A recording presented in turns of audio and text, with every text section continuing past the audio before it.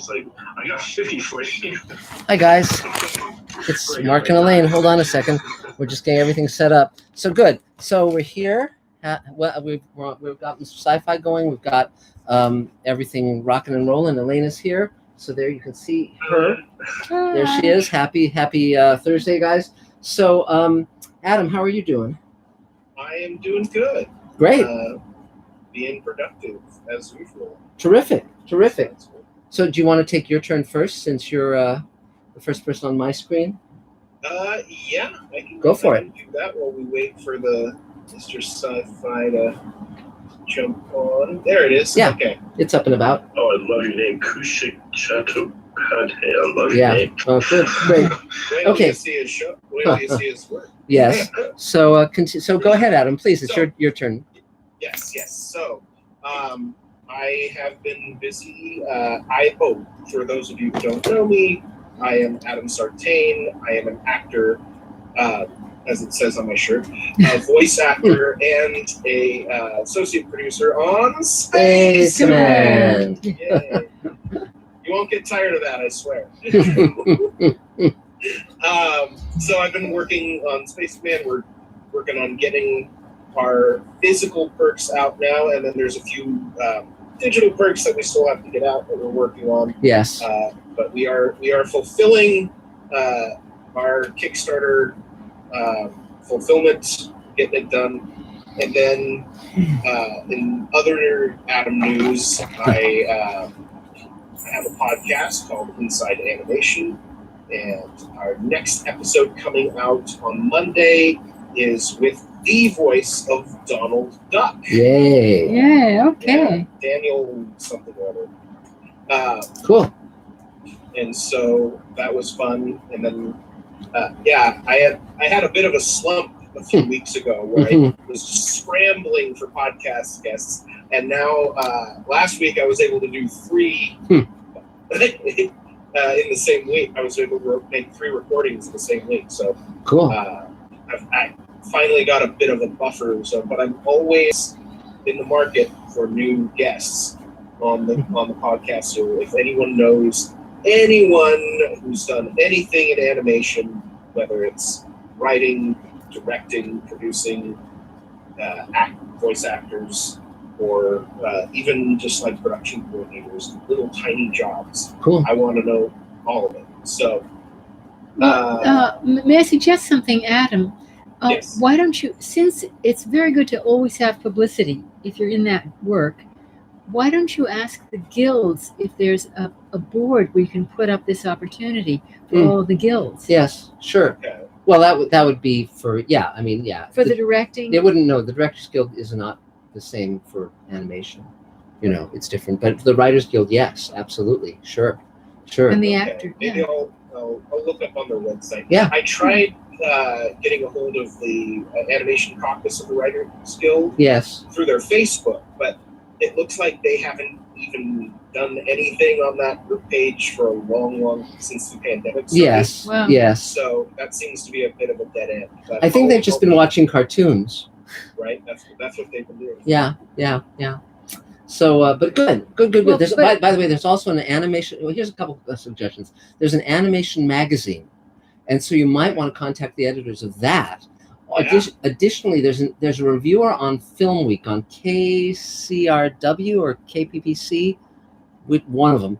That they have a show called Film Week, and they have an animation reviewer. His name is Charles Solomon, and he would be a very interesting person for you to interview. What's the name of the magazine exactly? The magazine's called Animation, Just animation.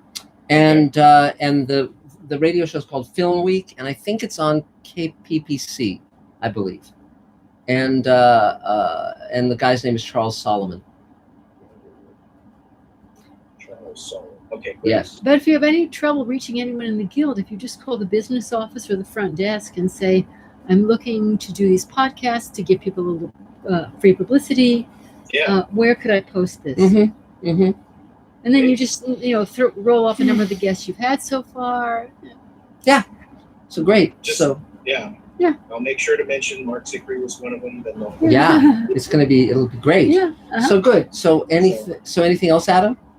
Yes. Also, one more thing is Sure. I'm going to be a scare actor again this year. Oh, great. For Cool.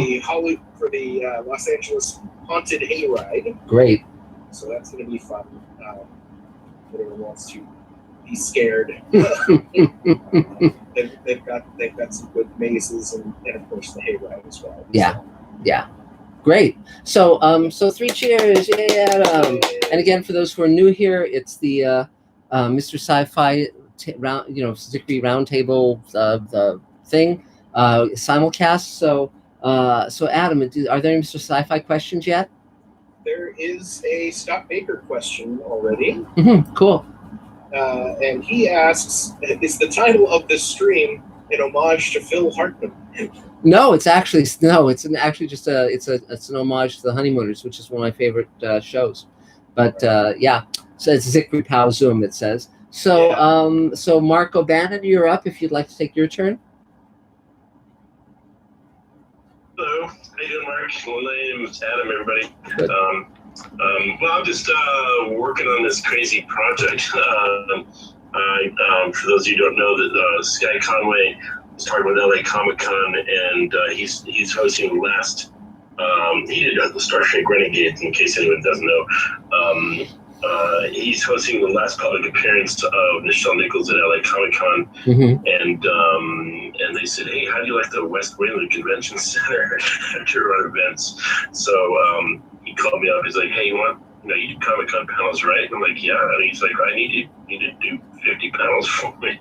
So we're doing. First thing you do, call Mark, right? Yeah.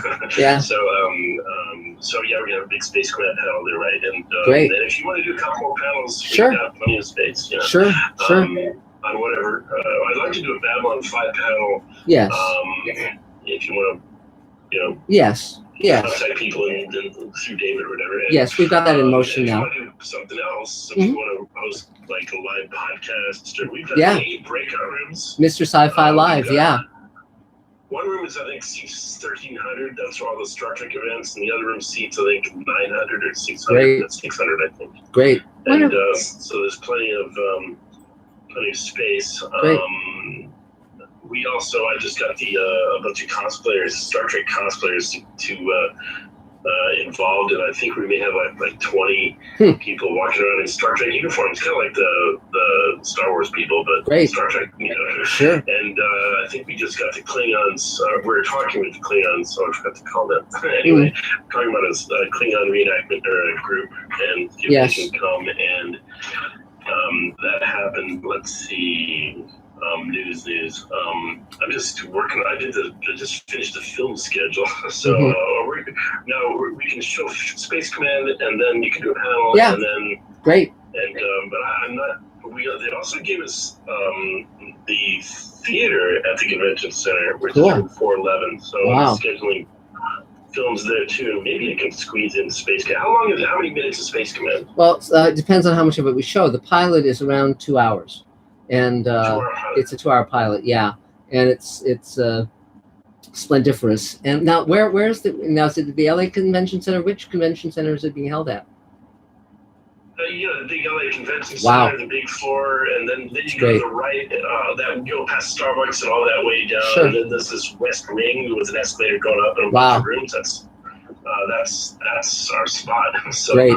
I think we've got 20 Star Trek actors. We've got the Gorn, and we got the Salt Monster actor.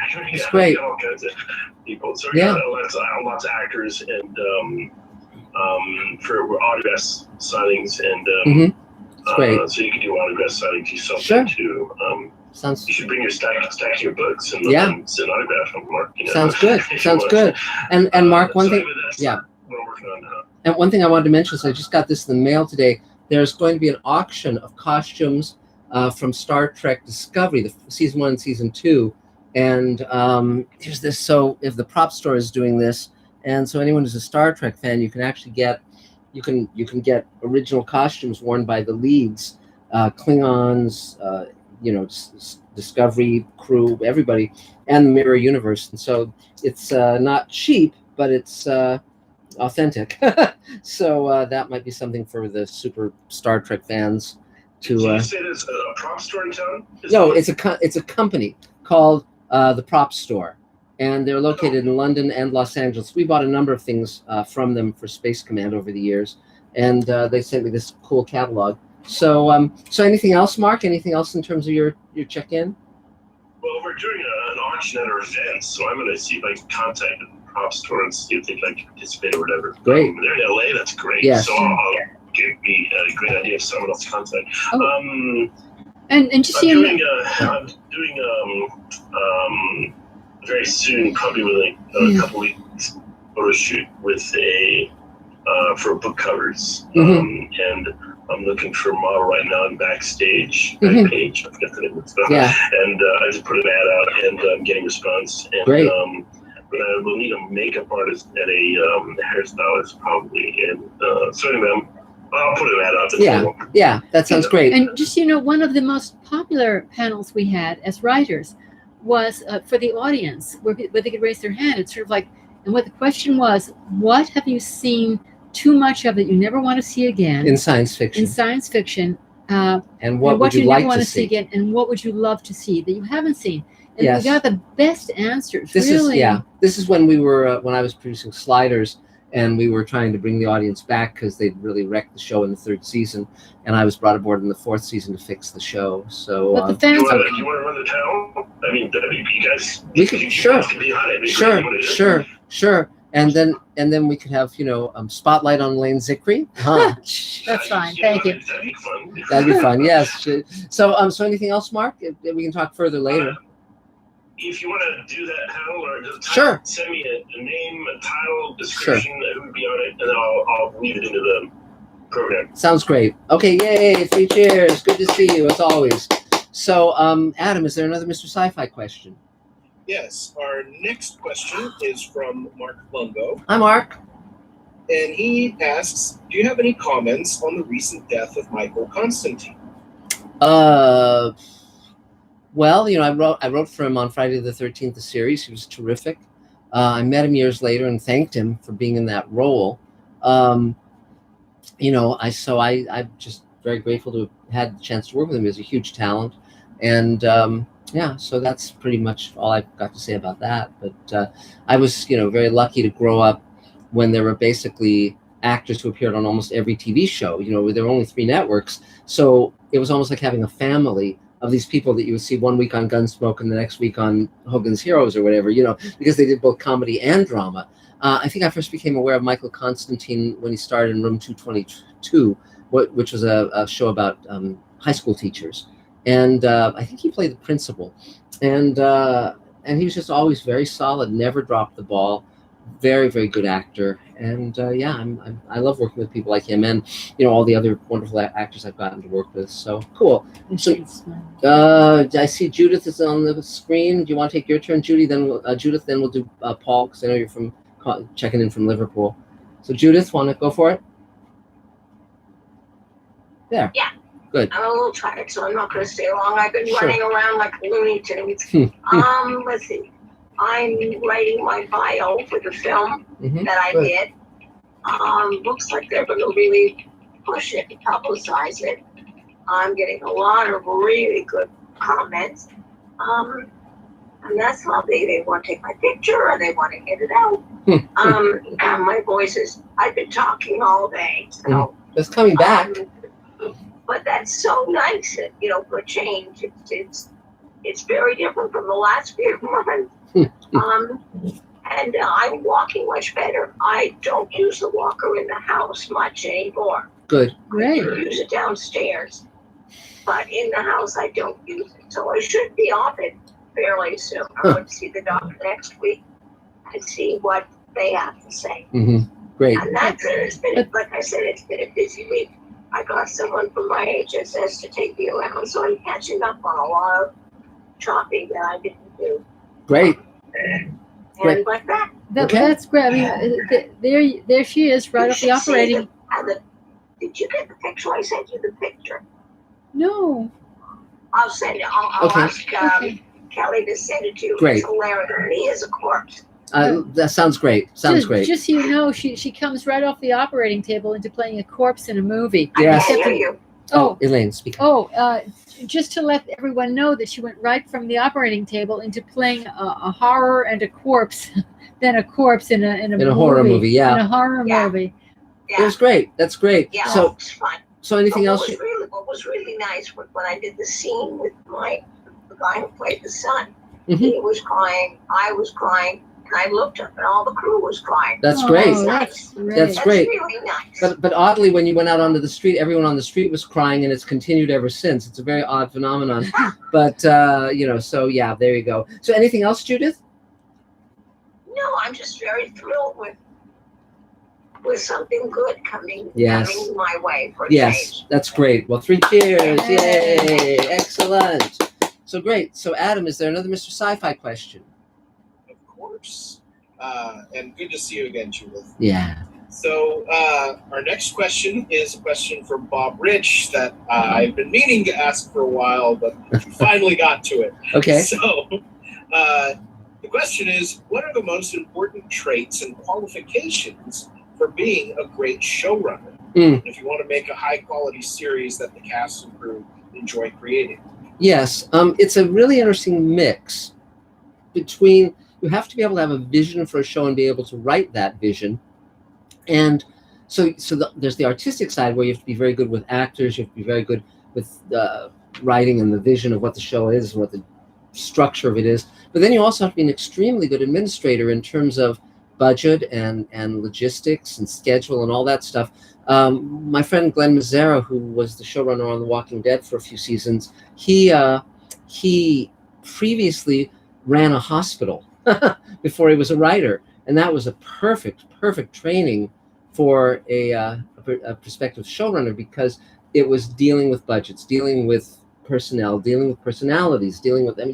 You had to keep this thing going, and it gave him a lot of skills that proved really, really useful when he switched over to television.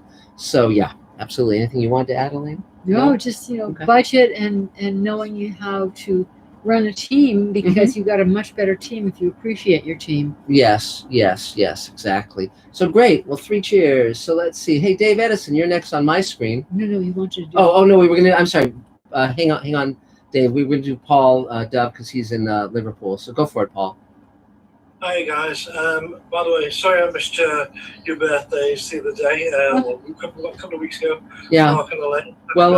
Well, Paul, as Elaine says, it's never too late for a present. So God. She never says that. In the post, but it got Yes. stuck in the COVID post. Yes. But please go on. Right.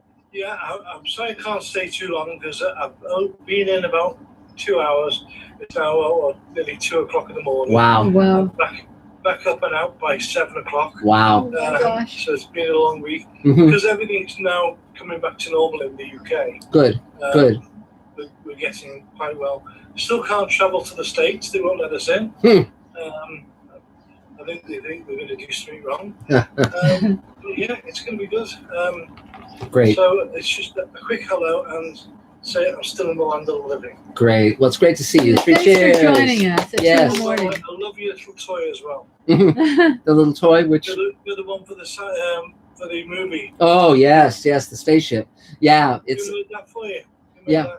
That was made for Thunderbirds, the live-action Thunderbirds movie. If we're talking about the same thing, you mean the throttle and the spaceship console? That one? Yeah, I just posted that on Mr. Sci-Fi, and so for those who haven't checked it out, it's really cool because whenever there's a big-budget science fiction movie that flops, it's a great opportunity to acquire spacesuits and spaceship sets and all sorts of stuff.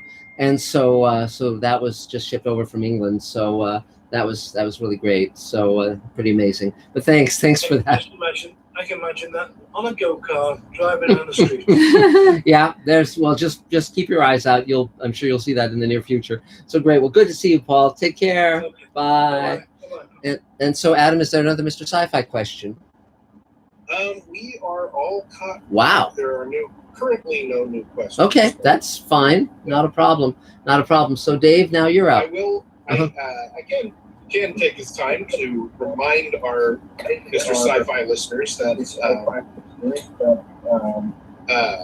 we have a thing called Super Chat. Mhm. You can donate a little bit to Mr. Sci-Fi and We're getting a little bit of feedback. I think maybe Dave, maybe you need to mute. Somebody needs to mute. Okay, go for it, Adam. Oh, Adam, you can finish. Yeah, go ahead. Okay.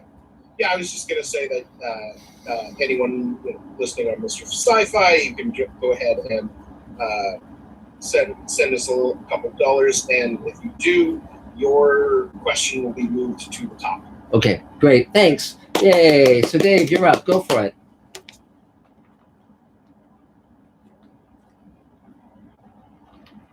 Oh. Yeah, There you go. Computer's not being very responsive. Hi. It's me. It's Dave Edison. It's your editor here on Space Command and whatnot. Hope you're all well. Fine here so far. It hasn't been a busy week. Well, yes, it has. We're in the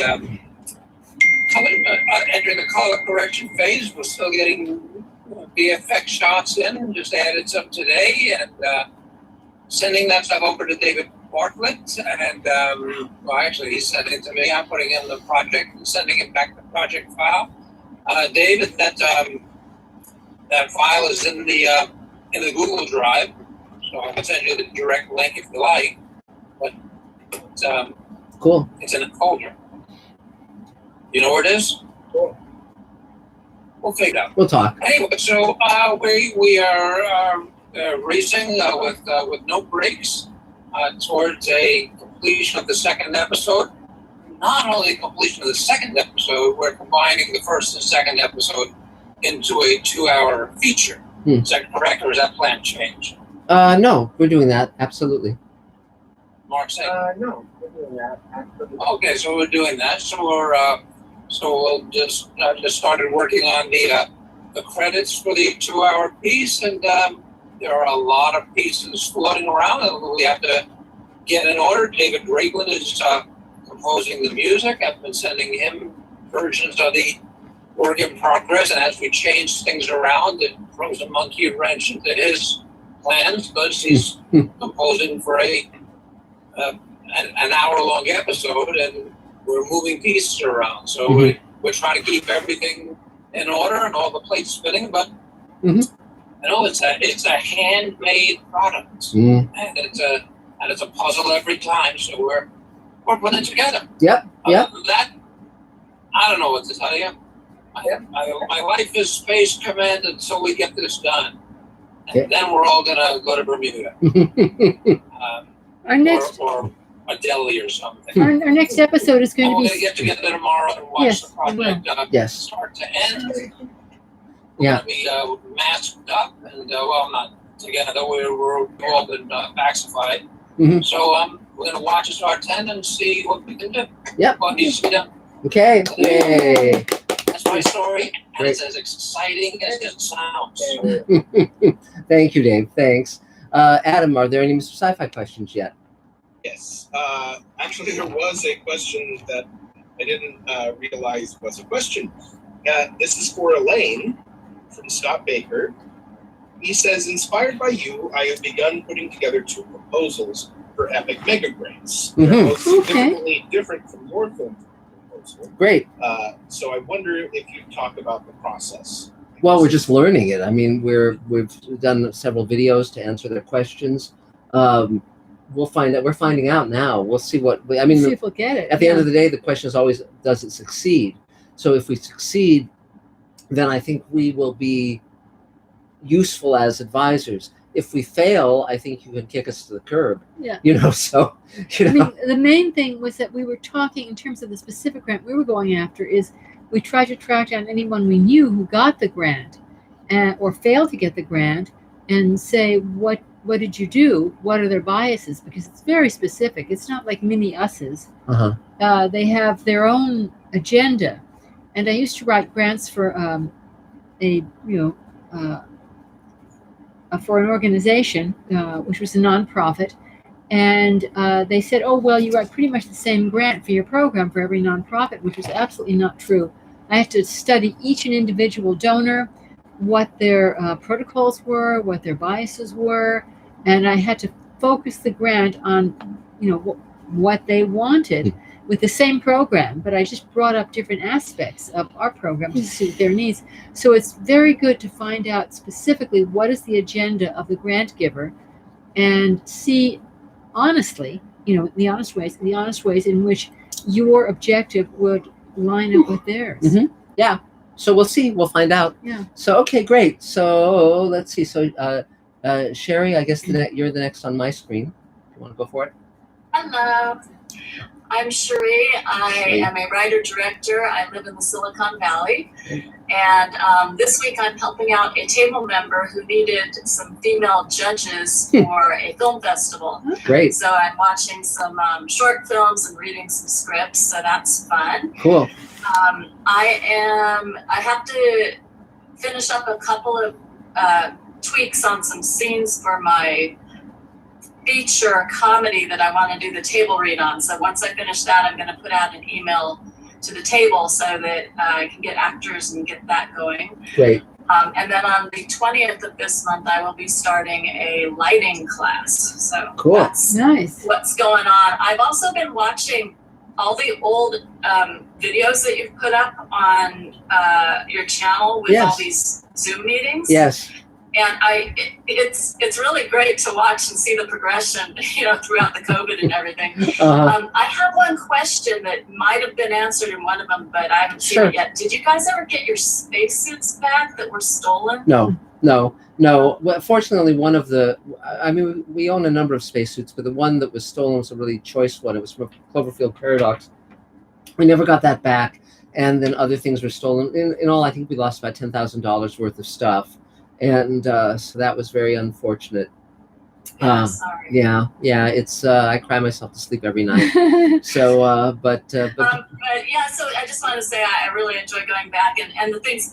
David Bartlett, I really love your stories that you tell, and Mark, your stories as well, and all your advice. But Elaine, I want more of these, like how to direct actors, working with actors things, because you do that so well every time you've recommended something. Yes. I've just been blown away by it. So I really hope that we hear more of that from you in the future. Really? Yes, sure, because Elaine is the real brains behind the operation, as anyone can tell the moment she says anything. And but yeah, is there anything you'd like to say apropos of that at the moment? Oh, well, no, I don't want to take up too much time. If you have any specific questions, give me a call. Sure. And I can, but I didn't want to, But I would love to watch you, direct actors. Yes. Sure. When I come down to LA. Sure. Of course. Okay, sure. I mean, I think there are several things that make Elaine an extremely good director. She was an actress and a director off Broadway, and also went through drama school as well. She was a hotshot director in drama school, and so she has an internalized. She really has empathy for what the actors go through, and so she's able to speak their language, and they really immediately pick up that she's an actor's director. And they're never surprised to learn that she had been an actress, because it's very obvious in her approach to how she deals with actors. Yeah. And also, Elaine and I both of us have a great respect for actors. We view them as our collaborators rather than adversaries. But part of it is listening, because everyone has a slightly different process. Yes. And so you find out what process each person has, and what makes them feel safe. Yes. In their creative bubble. And yes. It is very different. One actor told me to do line readings for him. And I said, I don't do line readings. And you should explain what that means. That's something you're never supposed to do, which is tell an actor specifically how the line should be said. Like, I didn't mean to go through that door. Yeah. Say it exactly like that. No. Yeah, you give them the actual reading. Never. And I said, I don't do that because that then it's a head thing and not a heart thing. But this particular actor, he read people better than words. And so when I would, with this one actor, if I would give a line reading, he wouldn't hear the way I read it. He would hear, he would see what I was feeling when I said it. And he could read my emotion, and then he would integrate the emotion and then say it in his own way.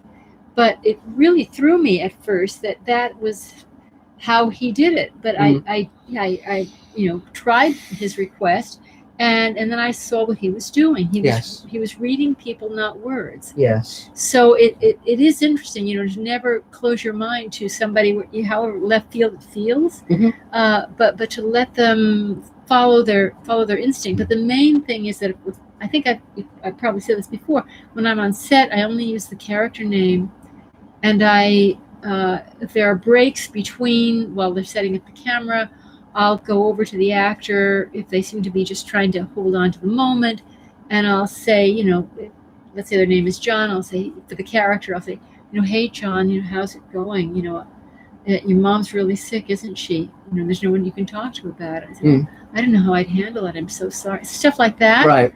Where you just help them, stay in the moment and be who they need to be. Some just want to be left alone. Some people, it's nice if you just work with them. But also many, a huge part of all of this is casting well. Yeah. You really must cast actors who are terrific, because then you just get out of their way. Unless they specifically seem to be struggling with something, or if they have questions, obviously you answer those questions. But many of our actors, like Bob Picardo or Doug Jones, or my God, you just Mira, of course, was terrific. We're very blessed to have the actors we've worked with, and so then it's just like you don't micromanage if they're on track.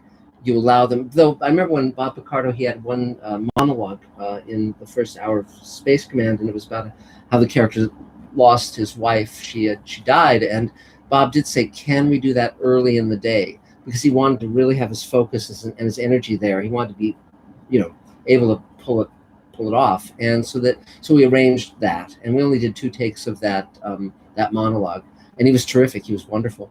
So the one problem you find with an awful lot of actors is they indicate, they sort of generically do their role. Yeah. And they don't live it. It comes from here. It doesn't come from in here. Well, there's a lot of shitty acting. Well, and, not in what we do, but on TV. Many actors can pick up extremely bad habits because they see people succeeding who are really terrible, who have no craft, they're flat. And what's important, whether you're a writer or a director or an actor or in any of the arts, is to not imitate others who are successful just because they're succeeding. What you have to do is find authenticity within and communicate that. That's the job. And so that's why it's so important to be mentored and taught and guided by those who really can express profound truths.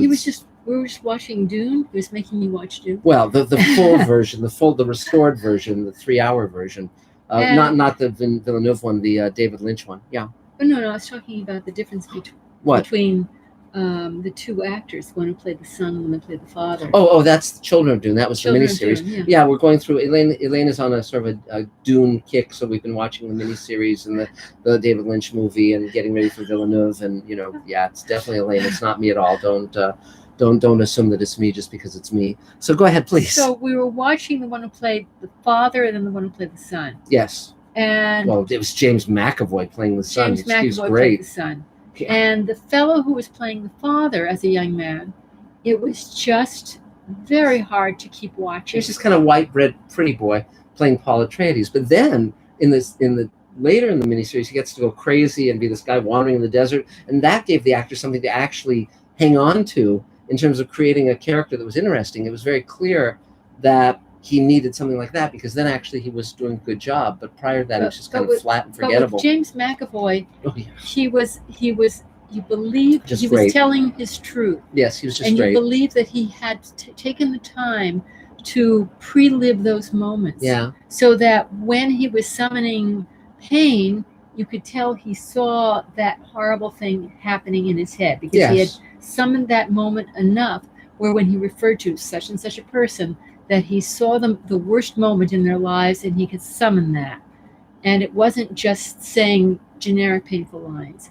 So it's hard, but if you take the time to find actors who will speak their truth, who will not indicate, but rather take that external eye that means indication and put it in here where they're actually looking at the feeling, then your work as a director is so easy. Yeah.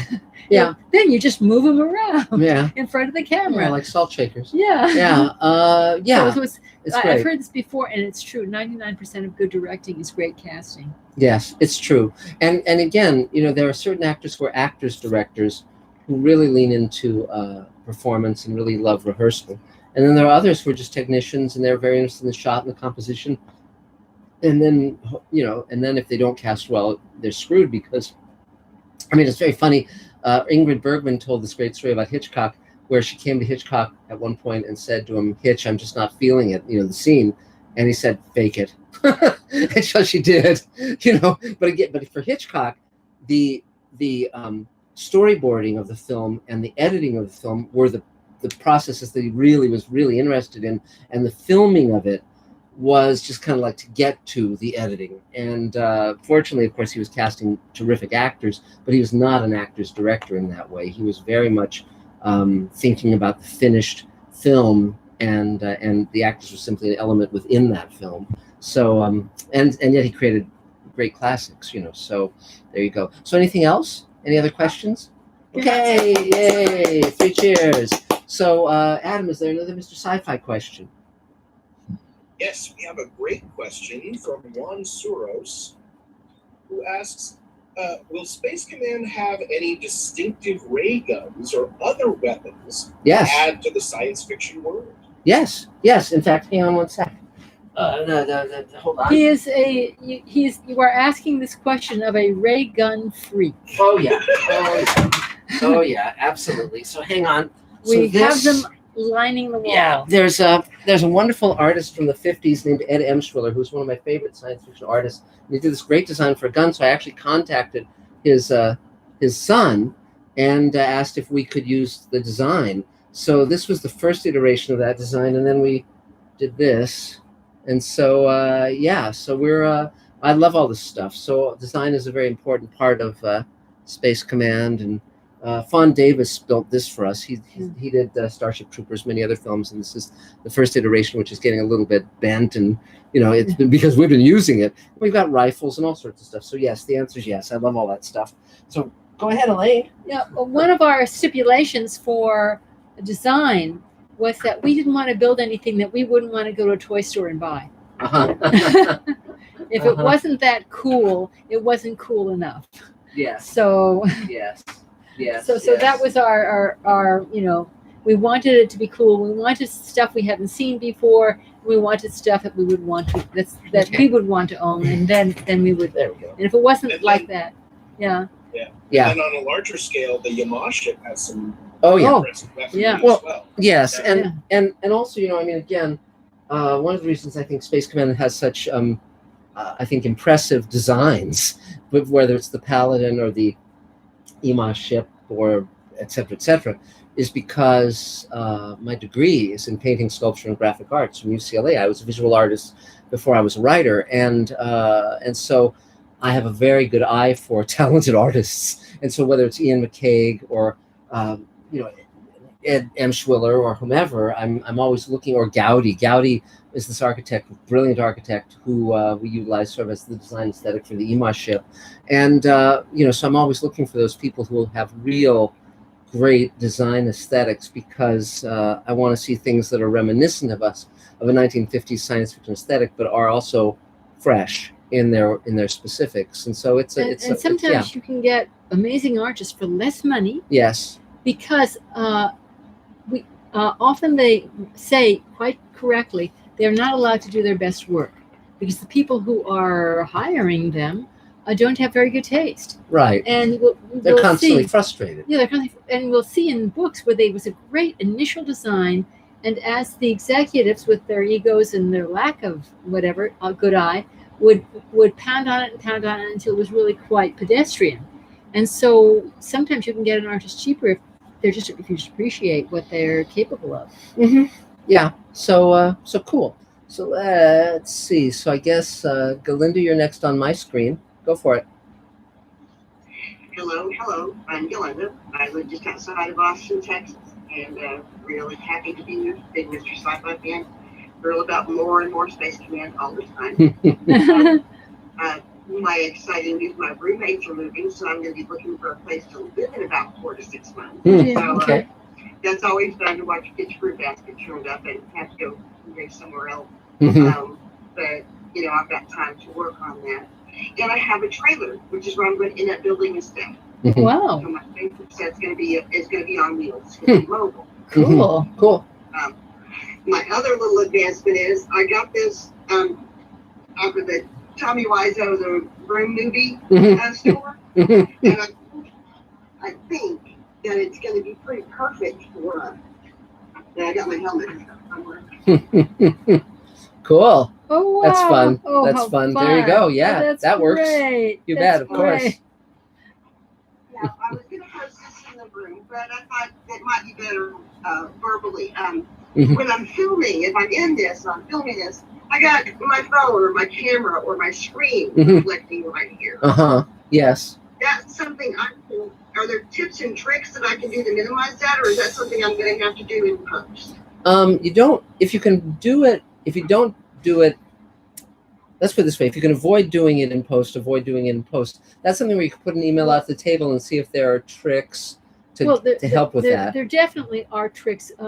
I have a DP, Massimiliano Trevis, and we were working with somebody remotely because of COVID in Canada, and she has eyeglasses. She would have taken them off, but it gave her a really unique look, and they kept getting to be reflections in her eyeglasses.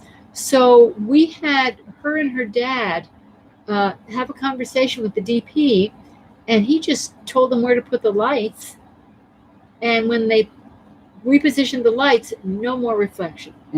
So if you get a good DP, he will tell you he or she will tell you how to position the lights, even with a reflective surface. And these were eyeglasses, even with a reflective surface, so you do not have to deal with that at all. Yeah. Yes. So just ask for a DP who will help you with the placement of the lights. People can advise. Absolutely. I was thinking there could be angle. Oh, definitely. Yeah, I do have time, so cool. I want to put that out there so I can start playing with angles and stuff. And sounds great. I also think I have my spaceship controls. Really? I got some PVC pipe. How fun! And have fit it together, and I'm going old school. I figure I'm gonna go for really 60s and 50s style science fiction for the look, which is when I have an old headset. It plugs into my phone, so I'm not sure how the audio works, but it may give a better effect, for conversation. Yeah. But, I've decided that a lot of it's going to be that very old school 60s science fiction. Sure. And, the look. And I've got epoxy and LED lights. We haven't used make toppers. That's fun. These things will glow. Sure, that's fun. Absolutely. So anything else for now?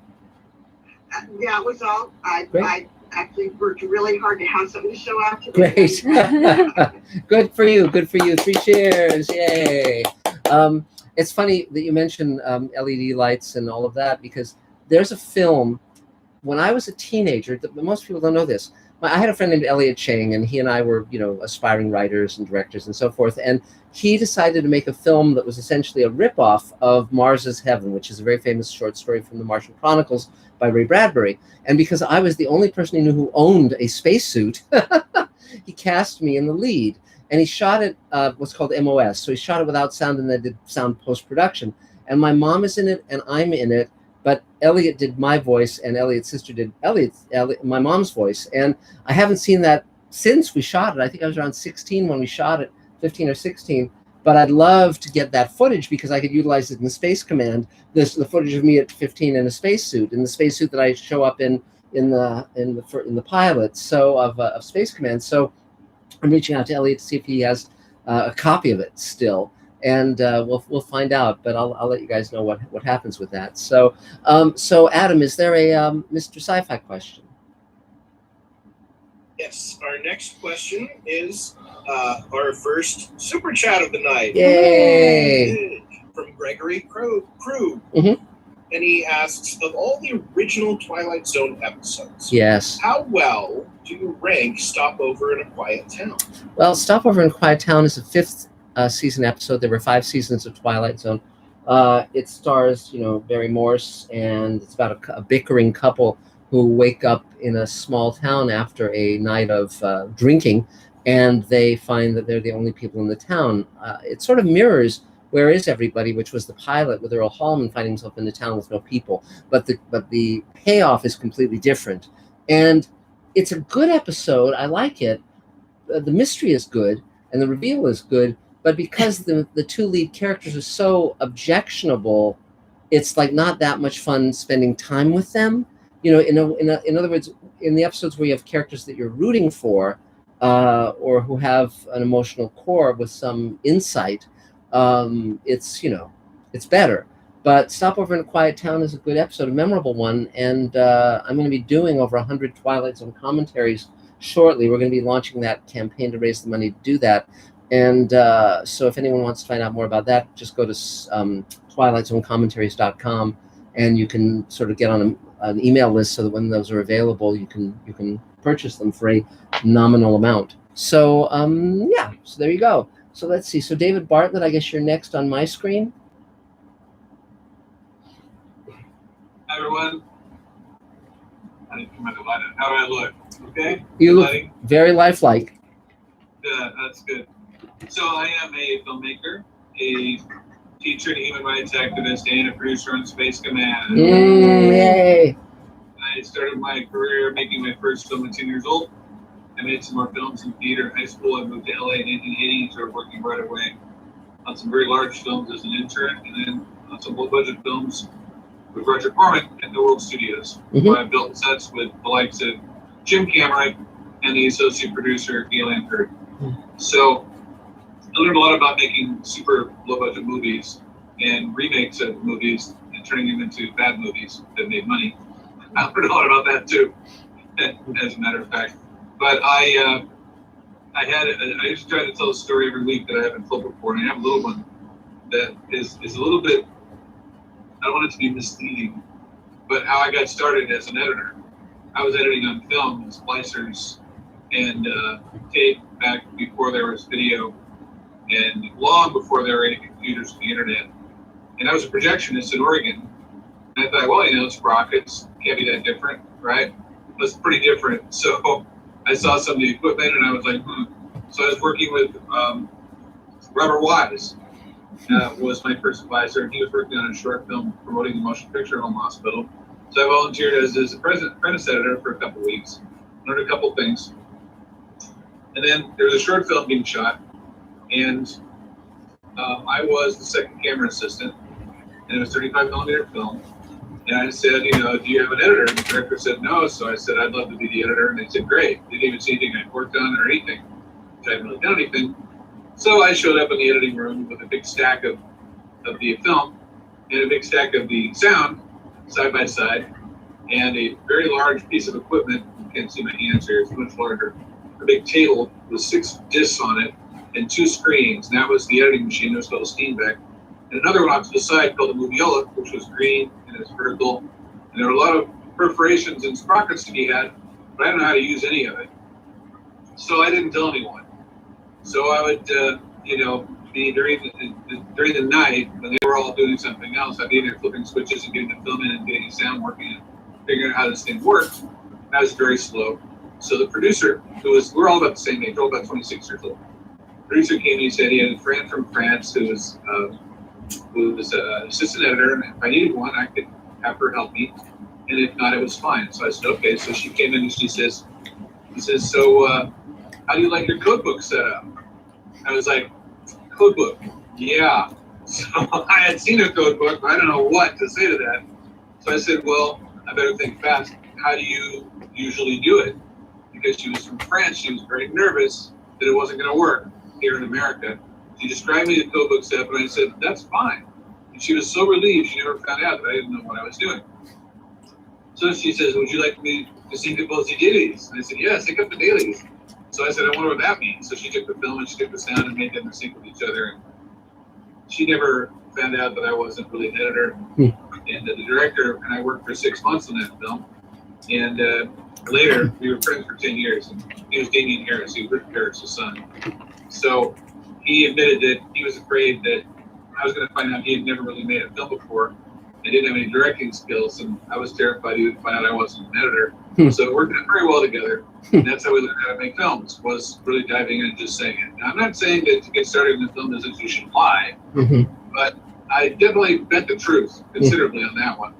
So the trick is you got to be able to jump in and pull it off. And if you think you can do that, you should go for it.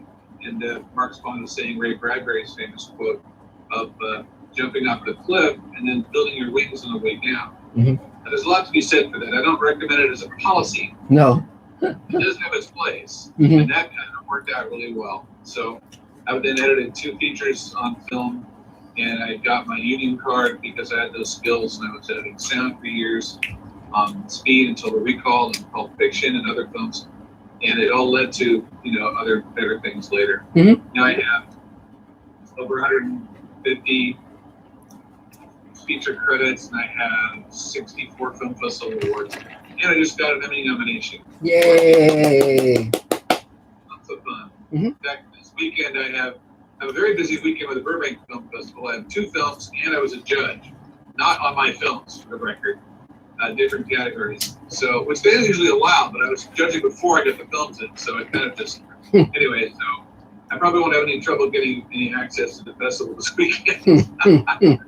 So that's my story in a nutshell, at least today's story. Then we have the Space Command part. Space Command is, of course, Mark and Elaine's opus, and I mean that sincerely, project to build a futuristic science fiction universe where things are better and they're not nihilistic and getting worse. So I am looking for people to help. You can volunteer, you can get paid. I have both. I need people who can take all the wonderful wood that Thing Allison donated to us and help me cut it into pieces that we can use to build flats with, because it used to be that one 12-foot 1x3 piece of wood was $3, and now it is $12. One piece of 4x8 plywood is now $95. Wow. So getting as many sales as we can here. So we've got a lot of pieces cut. We're almost finished with that. And then we're going to be shooting some pickups for a scene in Space Command in a week, and we'll be needing help on that. That happens a week from Sunday. I'll be prepping on Saturday. And all this week I'll be in the studio, getting the studio ready to be filming with. So there's all sorts of things you can come and help with. It's a great opportunity to help out Space Command, to get to know me and Mark and Lane, to learn a new skill set, possibly, or help in one that you're an expert at, and even get some little, pocket change around the edges. We don't pay very well, but we're a fervent group, and we love people that want to come and help us out. Great. So that's kind of it for Space Command. Then we have the table email. Table email is also one of the things that I do. If you're new and you want to get on the table email, then you can email me and let me know. What you have to do is you have to get an email of your own that has your full first and last name in it with an extension that's not Yahoo. Gmail's perfect. Hotmail I have. Anything else is fine, but not Yahoo. If you do that and send it to me, I can get you hooked up. I will put my email in the column here in the chat. And this also is applicable to anyone from Mr. Sci-Fi. In fact, we've got a couple of, Glenda is an old school Mr. Sci-Fi, and so is, he's not up here today, so is Scott Baker. And they're now both table members, so no reason you can't get on the table email. It's an excellent way to network and meet up to 2,000 people we have on it right now, all over the world. In fact, again, she's from Atlanta. Is it Atlanta? No, I'm sorry, Arizona. She's from Arizona, started a new table there, and they're starting to really gear up and get more people involved, so it's thriving. We did this all the way through the COVID, and we have not stopped. We're going to be going back to a live table meeting soon. No, not quite sure when. The COVID really is stable. Go back and do that, and now's your chance. So, Great. So that's it. I think that's it. Whoops, there's my signal. And I'll talk to you all later. Yay! 3 cheers. Great. So, is there another Mr. Sci-Fi question, Adam? Yes, our next question is a Scott Baker question. Okay. And that is, are you familiar with the work of historian Howard Zinn, Yes. author of A People's History of the U.S.? Yes. And if so, how might you apply that work to speculative fiction, a speculative fiction story? Yeah, I mean, that's a great question. Howard Zinn, for those who don't know, wrote A People's History of the United States, and he was a historian who was very interested in untold narratives. So the view of things from the Native American perspective, or from the laboring man, the working man, rather than the industrialists and so forth. He's very much a friend of the common man, and he was terrific. And so I mean, I think anytime you can find some inspiration from other cultures, from other ways of looking at things. One theme that I've written about often in my work is those who are considered invisible, and so anything can be done to them, whether it's slaves in the 19th century or homeless people now or whatever, because or synthetic humans in Space Command. It's basically dealing with the whole notion that no one should be treated as invisible. No one should be treated as less than other people. So yes, I'm constantly reading histories. I'm constantly reading nonfiction, and I'm always studying, history and paleontology, archaeology, astronomy, astrophysics. I mean, I'm always reading several books at a time. So yes, and we watch a lot of specials, TV specials on those subjects as well.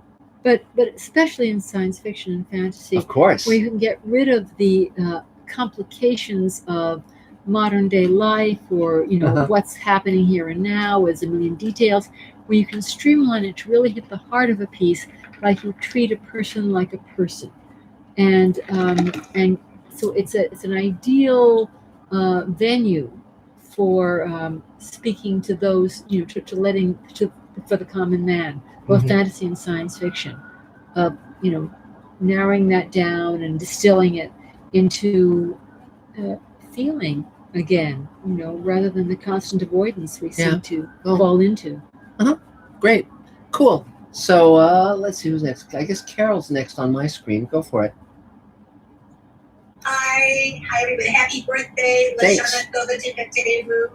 Many, many more. I wish we were all in synagogue tonight. I was baking a chicken, but that's not what we're doing. So I have I'm always so happy to come here because I get to just undo, and I don't have to be on or professional or classy or anything. Wait. Okay. Okay. I'm available for table reads, whatever you want. Whatever you want, I'm going to help you with. David Bartlett was great last week. And I also want to thank him for his very kind compliments. It's very sweet. One of the things he said is, why are you just acting now? And because of a lot of logistical stupid reasons, I'm not just acting right now. So if someone wants me, I'm there, but I'm not going to go running around at auditions for a while. That may change. Yes. So thank you very much. CNN runs these history of the sitcom series. And last night I saw, or the night before, whatever, I saw Tim Reed. And I remembered I was in a pilot with Tim that was called The Stand Up. It was about a bunch of people living, the stand-up comics living in a house with Tim, and I was the only girl in the house. And you remember, a bunch of years ago, a guy jumped off the roof at a comedy store and killed himself. I remember that. And it was basically a funny pilot until that. Yes. So I found this. So here's me and Tim. Wow. Look at that. Great. And then here's me after found out the guy killed himself. So yeah. It was a nice little pilot. I don't think anything ever happened with it. I don't think I'm sure they didn't sell it. I don't know. It's called The Stand Up. But I thought of that, from the other day. So what did I want to ask? Yeah. Can you hold up that picture again? I switched to speaker view. Here's me and Tim, and here's Carol. And here's Carol. Cool. How about that? Wow. I was the only girl in the house. It was really kind of fun to do like 10. I was the only girl in the house. It was really kind of fun. I'm hearing myself talk twice. Yeah. Dave muted again because it gets there's a weird delay on your thing, Dave, and it's kind of distorted also, and and your mother dresses you funny. So. Sheree, I wanted to tell you that I just listened to this piece from Mark and Elaine was so right on. She gave me like 3 sentences, and that's what I'd like to do. I'm just like, let me run with it. Yeah. And that's what I love. So, yes. Thank you, Elaine. And you were just right after, clarified it in a second. Yes. And that's what I like. I don't know. People might like spoon feeding, but yeah. But, Well, one thing in that regard, Carol, that's really important for people to know. I see a lot of people who are just starting out who do this as directors or as writers. They over direct. They overwrite. They are so into the specific minutiae and want it exactly as they have in their head that there's no room. There's no air in the room for others to interpret or bring their creativity. Yes. And so that's why you need to know what the heart of the story is, what the heart is, what the intent is. Like, for instance, I'll always make sure the actors know what the intent of a scene is, what we're trying to get across. And sometimes actors will say to me, well, can I change this line or change that line? And I'll usually let them, unless there's some point, story point or emotional point that I need to hit. And then I'll say, okay, well, let's talk about it. And if we come up with something you're comfortable saying that also nails down this piece of information.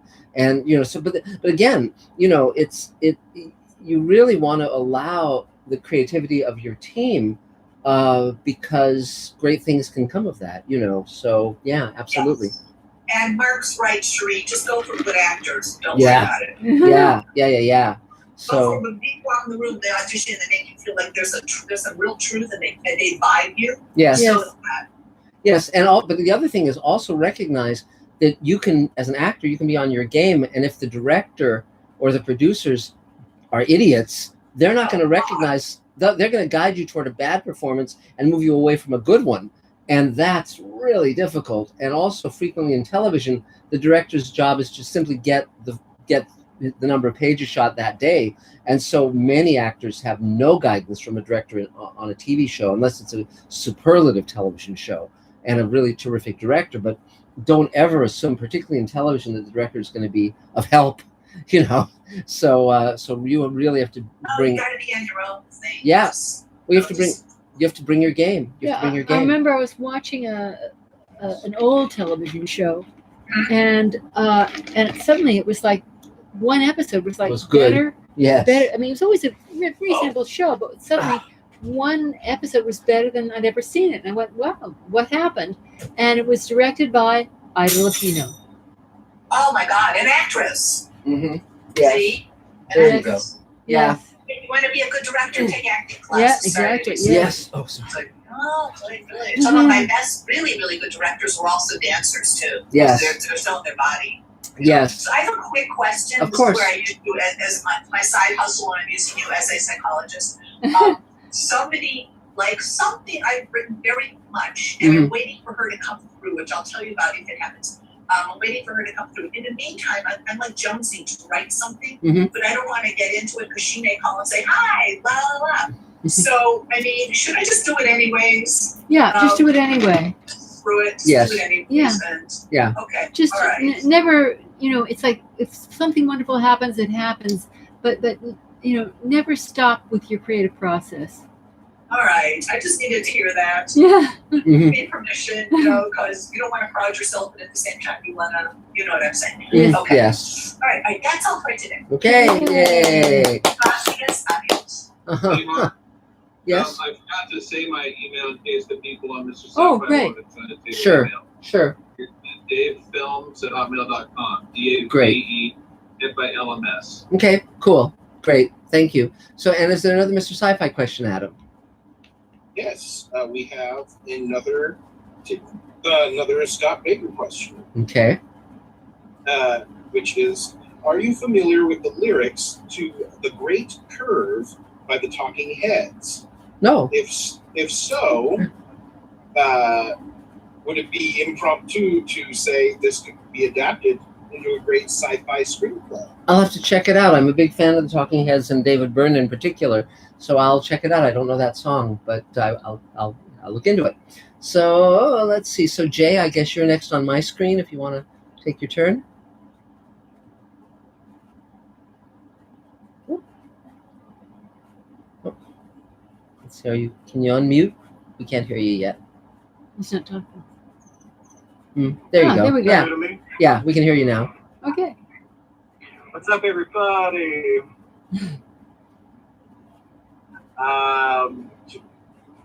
Here listening. Okay. Give me some ideas. Great. Figure out what to do next because I feel like I'm stuck. Mm-hmm. I did a shoot like a screen shooting a couple weekends ago at a park with some people. There may be 1, 2, maybe 3 people in the room right now that look familiar to me. Hi, you guys remember me? Anyway, Jason. But I'm looking to do more of that.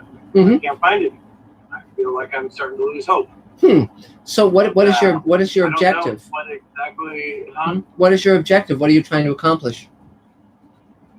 Well, I moved here from Indiana, obviously, for a reason where I didn't want to be stuck there anymore. Sure. And I would continue to do that. I am having car issues, so transportation is sort of sketchy. I think I asked in this room before, carpooling, maybe a phone app.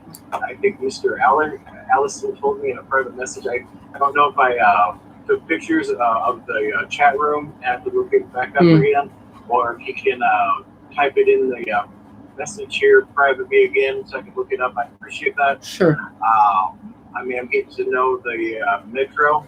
I'm also taking Ubers, Lyfts. Right, and the table, the table email goes out to several thousand members, and you can actually put out requests on that. David Bartlett can help you with that. But in terms of your artistic career, what are you here to do? What do you want to have happen? I want to do the acting. I want to do the. Obviously, I'm sarcastically humorous, and sometimes it'll back with people who actually come up to me and they want to threaten my life. I mean, maybe I need to kind of tone that down. I didn't think I was that bad, but I guess I am. Just ask my room. I mean, I may not be in the best neighborhood either. And I did have back surgery at the beginning of this year, so it's sort of limiting my mobility a little bit. I have a walker, so I can use that if I need to.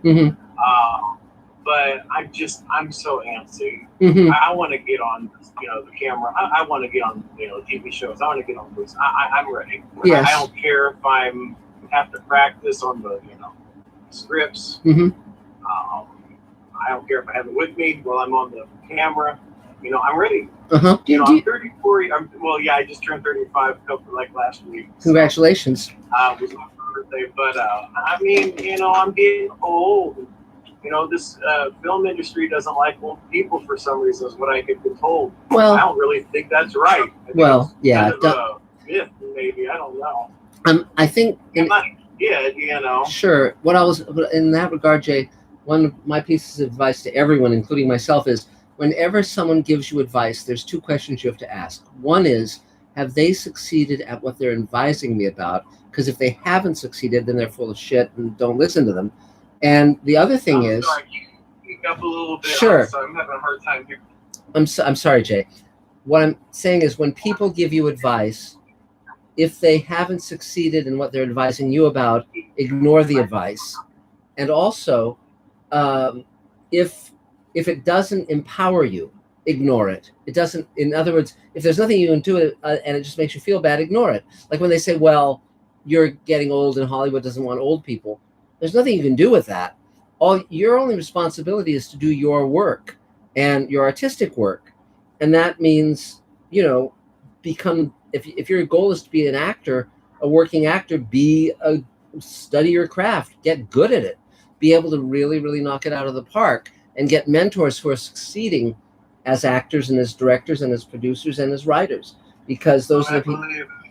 That are in this room as well. A couple times I've been here. I haven't had anybody email me, haven't had anybody call me, text me. I'm given my information on the chat room here, and if people are mistaking me for something that I may be taking wrong that I don't even realize, I apologize. If I got to have a mirror that I got to carry around with me in my pocket so I can see whatever it is I'm saying or doing, that I can catch myself to do again. Yes.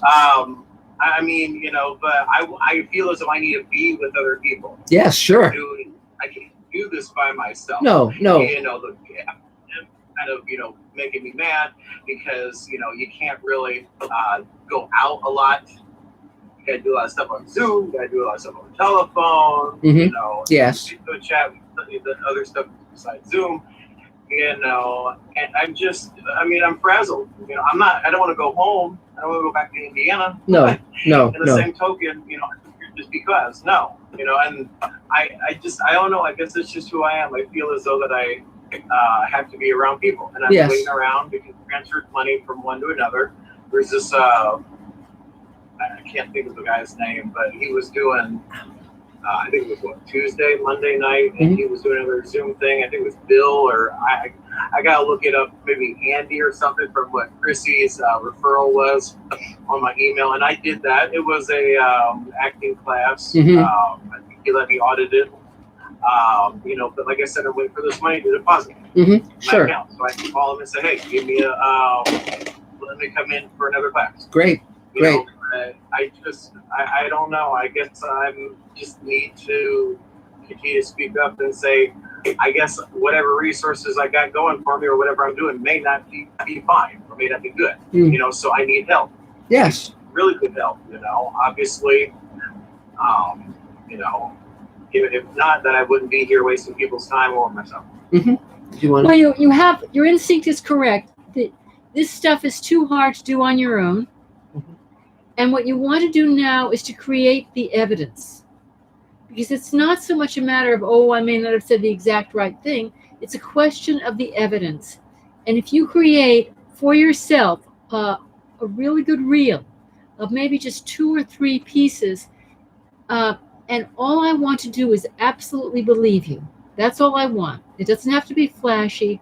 I just want to believe you. Pre-COVID, we went to a showcase, which had a lot of actors and a lot of casting directors.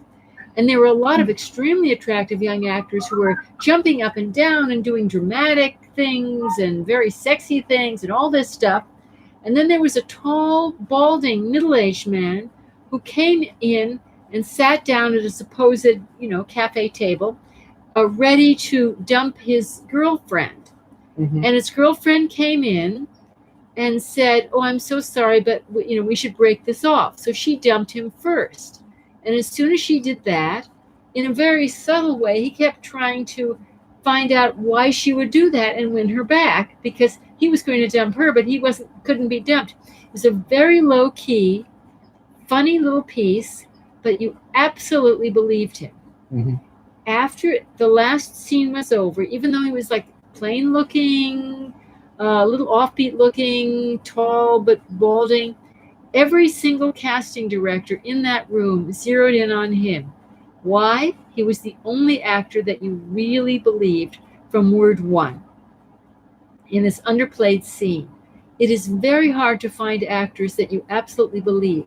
So if you just get a reel going, a couple monologues for starts, and with something where you run it by people until it's something that you absolutely believe, then I would absolutely believe it. And then you put it up on a site and you'll start getting work, because that is rare. That is rare. And that's a question of just doing the internal work where if you believe it, I'll believe it. If you're play acting, I'll say, he's play acting. So you find that core inside yourself. You train your mind to hit that key of telling your truth, not my truth, but your truth. If it's a scene about betrayal, either remember an actual betrayal or live through a scene in your mind of betrayal until you absolutely believe it, and then make use of that for that scene. And it can be as quiet as you like. If you feel it, I'll feel it. So have faith in your deeper feelings. Never mind your presentation. Don't worry about that. What I want when I go to a movie is to see a human truth, and that makes me feel less alone. Okay, great. So anything else, Jay? Anything else you need for now? I was going to post a question on the chat room, but is Craigslist a good resource to use, or would you guys think not? Because I know there's a lot of scam and stuff in Craigslist.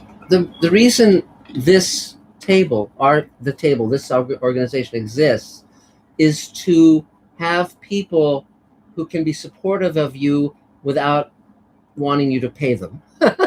And so you can put out emails to the table saying, I've heard about this thing, I've heard about that thing. Are they scams? Are they legit? Has anyone gotten benefit? I think I would be very wary of everything on Craigslist. That doesn't mean there aren't certain things that might be of benefit, but I'd be really, really wary. You know, I mean, the main thing is, I mean, the people I always seek out to advise me are the people who are accomplishing what I want to do, not people who have failed at that thing and then suddenly become teachers in that thing. So, you know, I mean, I always tell people to make a list of 50 to 100 writers, directors, actors, producers whose work they love. And then even if it's Zoom classes or whatever, or videos you can watch or something, learn from them because they're doing the work that speaks to you. You know, it's, you know, there has to be a reason that people hire you, and it has to be that you're acting, any actor, your acting is speaking to them. It's communicating something that they want. And but yeah, I would basically continue on with what I'm doing with the resources and be like the squeaky wheel gets the grease routine. Well, it's not even the squeaky wheel. It's basically my whole career has been a pursuit of my curiosity. It's me asking questions about things I want to understand or learn. So as a result, every good thing that has come my way has come as a result of my process of inquiry, asking what I want to know from people who actually know the real answers, and it's worked. But yes, relentless persistence is wonderful. Yes. But the way that you do not become annoying when you're being relentlessly persistent, have you seen my reel? Have you seen my reel? Is to put yourself, as you're asking that question, in that other person's shoes. Yes. So that if I'm persistently saying, have you read my script? I'll say it once, and then I'll say, that's fine. What's a good time to check back? And then I'll call back, and if it sounds wild, I'll say, it sounds wild over there. Is there a better time for me to call? Mm-hmm. And if I keep calling, I'll always start with something else that is human. Mm-hmm. Like, oh my God, had you heard about this? You know, this very funny thing happened to me. By the way, if you had a chance, where does my script stand in your pile? So you always say that you know that they're a person. You treat them as a person first. You understand that there's an importance to their life. But then you say, by the way, how's it going? You know, how's my reel in your pile? You know, I'd love to get your feedback. So yes, you have to be a squeaky wheel, but not to a point where you're only talking about you, but where you're creating relationship. Yeah. It's okay. So anything else, Jay? No, not really. Okay, great. Okay, great. Well, it's good to see you. 3 cheers. Adam, is there another Mr. Sci-Fi? I'm gonna go ahead and get mine. Okay, great, thanks. So Adam, is there another Mr. Sci-Fi question? And remember, this is Mr. Sci-Fi this tonight. Mm-hmm. Yes. Our next question is from Mark Longo again. Hello, Mark. Hi, Mark. And he says, I hate to bring up yet another celebrity death, but do you have any memories of Ed Asner? Yeah, well, that's why they call you the Grim Reaper. Interestingly enough, Ed Asner was one of the stars in the pilot. Elaine just wrote that our friend Mossy shot and directed. And so we actually were on set and got to meet Ed and Elaine. He was a wonderful actor. He was one of a kind. He was terrific. He was a lovely person. I have a piece that I'm still trying to get made called Voiceless Roar. He had a major role in it. I was just trying to get the money. Yeah, but he's in Scarlet. It may have been his last thing he acted in. But he was so helpful to newbies. He was just very kind and funny, and he was just he had no attitude whatsoever. He was great. He was just a truly lovely, lovely man. But he was very, very lucky in that many really talented actors never get the role that puts them on the map. And so Ed Asner was working along as sort of a very competent character actor, playing a lot of sort of heavy roles, just kind of playing bad guys. And then miraculously he got the role of Lou Grant on Mary Tyler Moore, and that made him a beloved icon. And then from then on he went from strength to strength, and he's terrific in Up, of course. And so thank God we got to see his work and enjoy it for all these years. I mean, 3 cheers for him. So great. So let's see. So Ben and Emily, I guess you're next if you're there. Hello. Lady, man, I love your extra encouragement you gave the young person that before about Craigslist. Craigslist, yeah, man, that was so thoughtful and very kind of you. Well, Bonnie and I are still working on a project. We're coming along with that. And, cool. And hope you hear Shun. The tune is called. It's a country song I wrote 40 years ago. I haven't even thought of you, but Bonnie's doing the string. So thumbs up for Bonnie. Cool. Good to see you guys. Great to see you. Great to see you. Great. Okay. Anything you need, Emily? By the way. Nothing I can think of right now. Okay. Cool. Well, it's always good to see you guys. Thanks for joining us. We'll keep you informed next week. Thanks. Okay, Yay. 3 cheers. Bye. Great. And Adam, is there another Mr. Sci-Fi question?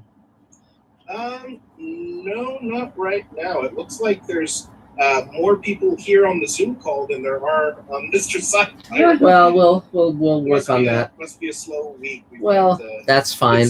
Summer vacations. Yeah, it's fine. So let's see. Next on my screen is Thane Allison. Here we are. Yeah. Thank you.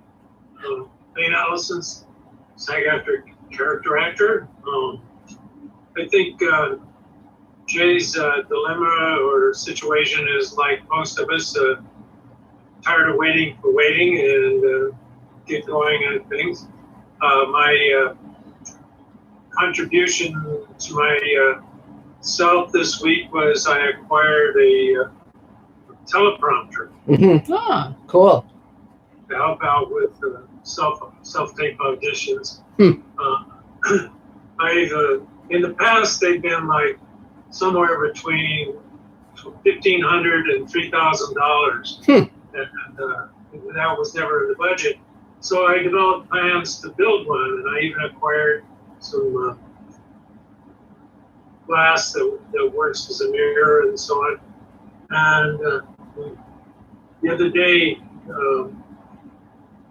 a teleprompter popped up that you can buy for $89. That's great. Checked it out, or I think I bought the next level up around 120, but it wasn't worth putting it off any longer. I was talking to somebody else who was frustrated with self-tapes and so on. Only to discover that my 7-year-old Samsung tablet doesn't support the teleprompter software that's now available. So I guess my next quest is a usable tablet, 8 or 10-inch tablet, to update that side of the technology. And it's kind of, this is the way it consistently goes in this business, is you fix one thing and then another piece has to be upgraded to match it. So, yes. So that's been a frustration. And meanwhile, I've done a couple of self-tape auditions, which are never self-done. It takes a lot of work. And too often I get bogged down in the technology of getting the right switch on and the microphone, the batteries changed and so on, and don't have time to prep the actor part. And that's the acting's kind of the tip of the iceberg when it comes to self-tape. Yes. And especially when you live as a hermit. My cat still has not learned to do the other half of the sides, and so somebody had a talking duck the other day, and I thought maybe I should look for a duck. Yes. And so at any rate, we keep on moving along. And, the interesting part of my day today was I got a phone call from a Peace Corps volunteer that I haven't spoken to in 59 years. Wow. We reconnected from our Peace Corps training days. They live up in Northern California. It's a husband and wife. And so it's a small world, and these kinds of little enhancements of life, where old friends pop up, old colleagues pop up, and remind you of other days and so on. So keep working on the craft, working on my one-man show, doing some cleanup there, acquiring some new technology to facilitate some of the things we have coming down the pipe. And hopefully things with the logjam will break loose here. And it always surprises me when a 30-something person says, "I'm getting too old," and they don't like old people. So you ain't seen nothing yet, kid. Yes. There you go. Great. And actually, Thane, I don't know if you recall, but in the bonus episode of Space Command we had a commercial for a rejuvenation program where we turned your face into that of a baby. So that was. I'm still waiting to see that promotional. If you go on Mr. Sci-Fi and you just type in ripple effect, you can watch that 2-hour episode. It's great, and it has Neil deGrasse Tyson, many stars, and we're really glad we did that one. So anything else you need? You got me up there with the big boys. That's that's progress. Yay!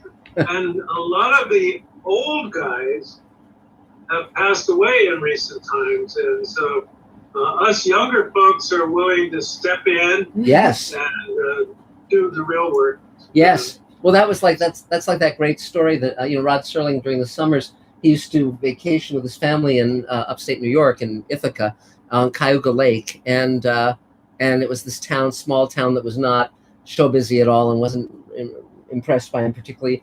And so at one point, one of the old codgers said to Rod, "Shame about that Hemingway fella dying." And then he paused and he said, "Make it easier for you, though." So it's great. So anything else, Thane? No, just keep on. Anybody has a spare, particularly Android-based pad? I'd even consider an iPad, although I have a war on with it with Apple. That they want to sell at a reasonable price. I'll put my contact in the chat. Great. Yay. 3 cheers. So is there another Mr. Sci-Fi question, Adam? Yes.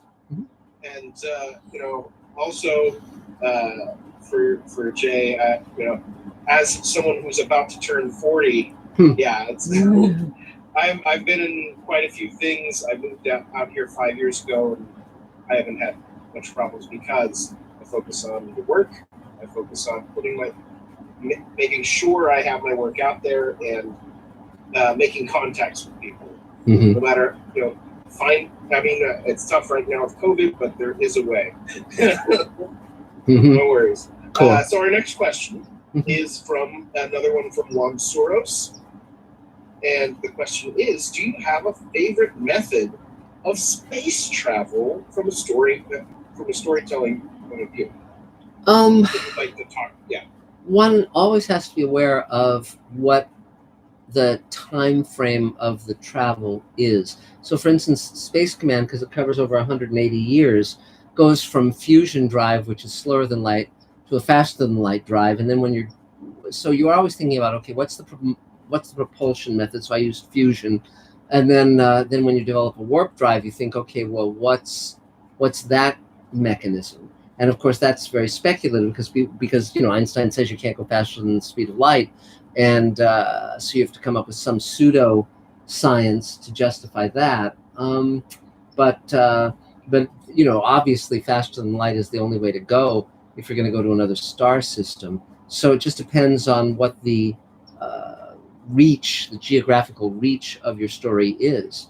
But you really need faster than light if you're going to, be in Star Wars or Star Trek territory. So it just comes with the job.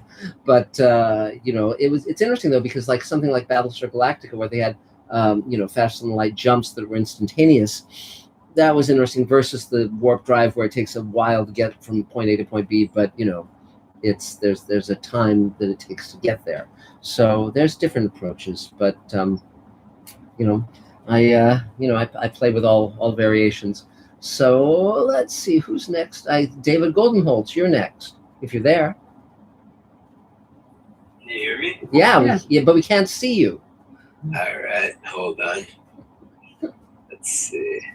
All right. Okay, we can see your name. There you go. There, yay! All right. So that is me. Mm-hmm. So hello.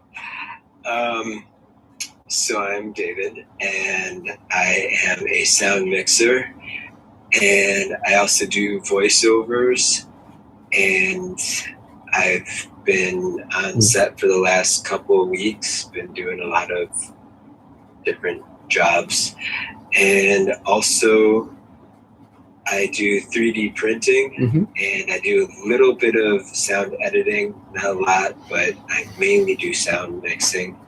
And if you guys do need some sound mixing or voiceover or 3D printing, always have you guys. So if you need anything, I'm here for you. Okay. And yeah, that's me. Okay. I'm just here to listen. Yeah. Great. Thanks. Good to see you, David. Also, I do have a question. Where's your doggies today? What? Where's your doggies today? I took them to the park and they conked out. Well, no, she took them to the park, and then I gave them each a whole burger patty for Hamburger, dinner. yeah. And Because Rudy wasn't eating, he was like a little off his feed. So Elaine went around the corner to Astroburger and brought them both burgers. And so I think between the park and being food logged, they're sleeping. They're sleeping. Yeah, exactly. But thank you for asking. Yeah, good. So Adam, is there another Mr. Sci-Fi question? Yes. Our next question is from Bob Rich. Hi, Bob. And he asks, who are some authors in any creative medium from any era who are especially skilled at writing poignant stories with a gift for making narratives that are touching, evoking pathos? Well, Ray Bradbury was great with that. Elah is a great story in the Martian Chronicles that really captures that. Also, Ted Sturgeon wrote a terrific story called The Saucer of Loneliness. It's one of my favorites. Very, very moving story. Who else? Well, Serling, of course. Rod Serling with Walking Distance really had that quality. The Ugly Little Boy is a great story by Isaac Asimov about a Neanderthal child and the human teacher who bonds with him in a modern day context. It's quite a story. There's a bunch of science fiction writers. It's I'm trying to think of who else I particularly like. John Wyndham has that quality. The majority of science fiction writers don't have poignancy because they're dealing with ideas, they're dealing with hard science fiction stories, they're dealing more with the science of it. But I've always tended toward liking the ones who do have an emotional core that's with real seeming characters and an exploration of the human heart. Philip K. Dick is not a particularly poignant writer, but he's a very good one and a very interesting one. That's some of them. So let's see. So I guess Akira, you're next on my screen. Oh, we can't hear you yet. Oh, there you go. Okay. Great. Okay, so what's going on, everybody? So Good. this is Akira, and I am a film composer. Mainly, I'm writing for the suspense on the film, and recently I worked with Adam, right? So the Drone Police is kind of the pilot version of the TV series. Maybe future TV series could be the TV series. We hope, if it sells well, maybe we will, Cool. Take the opportunity to get into TV world. Anyway, what I'm doing is composing for film. Mainly, unfortunately, I do not have any opportunity to get involved in a big project yet. Just doing some indie movie and doing some library music. So far, since I came here in 2017, I'm originally from Tokyo, Japan, and I'm not an American citizen. And just I'm working here for with the working visa, and just I'm looking for the opportunity or chance to get involved in movie industry. Okay, and I'm also a guitarist, and I'm teaching the guitar online, and I'm also Japanese language advisor and teaching Japanese online. Yeah, that's all about me. Okay. So if you have interest in some music, especially creepy and horror kind of stuff, I'm always here for you and intend. Okay. Give it a shot. Okay. Where's the best place for people to, and you can put it in the chat if you don't mind, for people to see your work? My link over the music. Thank you very much. So it reminds me of to put my link on the chat. Okay, great. Great. Yay. 3 cheers. Is there another Mr. Sci-Fi question, Adam? Yes, we have another Scott Baker question. Great. He asks, what sci-fi stories can you think of that involve a single entity that embodies itself as many separate minds, controlling what seems to be large populations? Huh. That's an interesting question. Invasion of the Body Snatchers is sort of like that. The Borg are sort of like that. Let me think. If I gave it more thought, I could come up with a bunch of answers, I'm sure. There was an episode of Rick and Morty where they talked on that. Yes. Yeah. But yeah, those are the ones that come immediately to mind. But it's, let me think. Oh well, in a way, Childhood's End, when they evolve to the next step, is kind of like that. Midwich Cuckoos is sort of like that.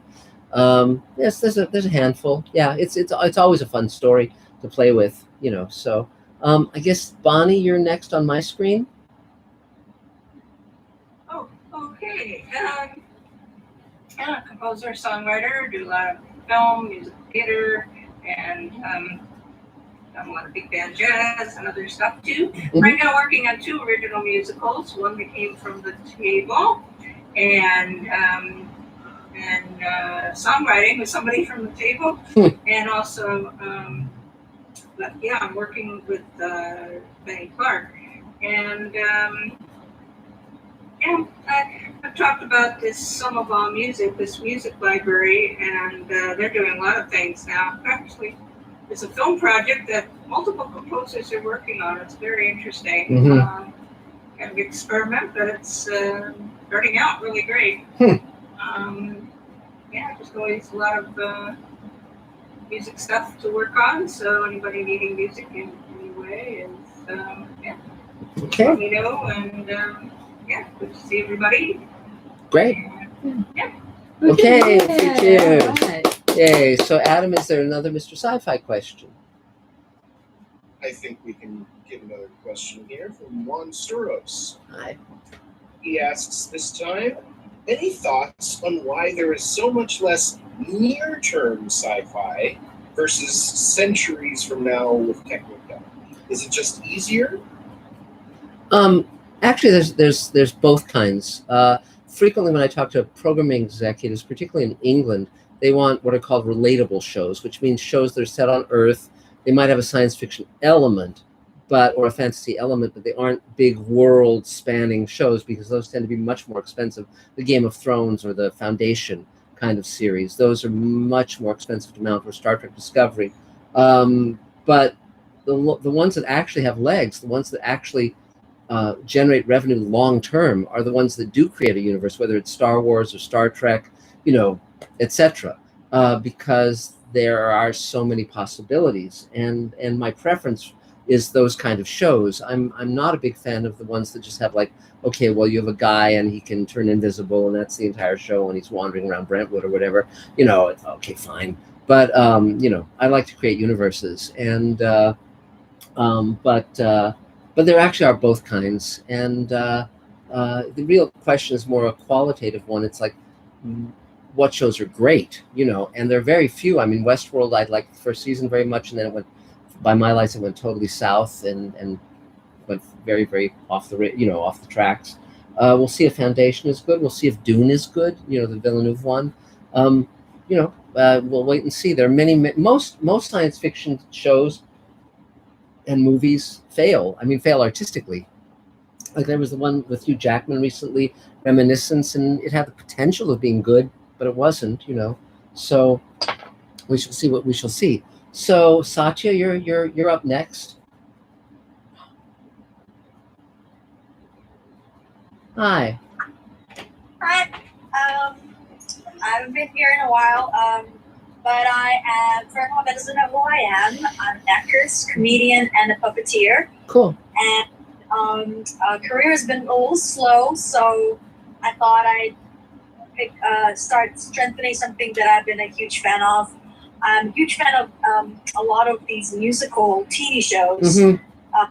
And sad that Zoe Extraordinary playlist is off, but there's this one on Apple TV, and I hope it gets picked up for second called Schnugaden. I should be able to pronounce it properly. Schmigadoon, yeah. Yeah. I'm really happy that, I'm seeing there's a lot of musicals coming up, which is awesome. Good. So, so I thought I'd reinforce my foundation, and I am taking up a musical theater course in college, and I got cast in a play, so that's more hours in. Cool. Yeah, by the end of it, I'll have a lot of songs to audition with, and if the opportunity does arise, I'll be ready with my songs. I'm actually in my dance outfit. They had a callback for the play for people who want to dance as well, and I'm like, okay, figured, just get my muscles going. I'm just curious. This question's for Elena and you as well, Mark. I'm just wondering, what could actors what tips are there for actors that directors would like actors to do? Sure. That these are that. I just would love to hear your input. And also before we answer that, I actually finally did email Ron more on your behalf, just to let you know, and I included the monologue you did from the show. So yeah, and so as soon as I hear back, I'll let you know what he says. But I finally got around to that. I had it as posted on my computer for like the last month, but so I was very committed to doing that. For me, as a director and as a producer, I want actors. Here's what I want. I want my actors to really be committed to what they're doing on whatever they're collaborating with me on. They have to bring passion. They have to bring commitment. They have to have a work ethic. They shouldn't be bringing their personal dramas onto the set. We're here to do something. We're here to create something that, if we do it right, it can last beyond our own lifetimes. So I want them to bring everything they've got. I want them to bring their A game. And the only thing that drives me crazy is when people aren't bringing their best, and then I really get very upset. But because I'm not treating this as something trivial, and they should not either. Yes, we had a line producer once who was not doing a very good job, and we had a conversation. He said, but because we were indie, and he was saying, well, it depends on what you're paid. If you're a writer, if they pay you less, you don't do your A game for them, do yes, you just do less. It's like, no. And my jaw dropped. We and always I said, bring our A game. If I agree to do a job, I do the best job I could possibly do. Right. And he was off our list from then on. That was he wasn't aware of it, but that was the moment when he stopped working for us. Yes. We were, I can't, and I think people have to be very, very aware of who they're talking to and what they're saying, because if you're saying to your employer, I do a shitty job if you can't pay me studio rates, well then fuck you, go away. It's like, this is not about how much was Van Gogh paid to do those masterpieces he painted? He didn't sell a single painting. I think he sold one painting his entire lifetime. It wasn't about the money. It was about creating something from the core of his soul. And we are working in a medium that is astonishingly powerful and reaches the entire world. I hear about shows I wrote. People are still complimenting me on things I did when I was in my early 20s. And you never know what they're going to compliment you on, but it's great. And so I think, two things, one is to do their best. Yes. And the other is to be kind to everyone on set. Yes, treat everyone with regard. Yeah. And Never, and don't gossip. Don't be part of the solution, not part of the problem. And the other thing is work on your craft, because if you give a great take and then the light blew, or the dolly track, the camera didn't get you on time, or the focus was out, you need to be able to going again, and be able to replicate it. And it was really interesting when I was on the set of DS9. Avery Brooks had this monologue where he breaks down in Far Beyond the Stars, and he was directing it. And you always, this is back when they were shooting on film, and you always check the gate every time.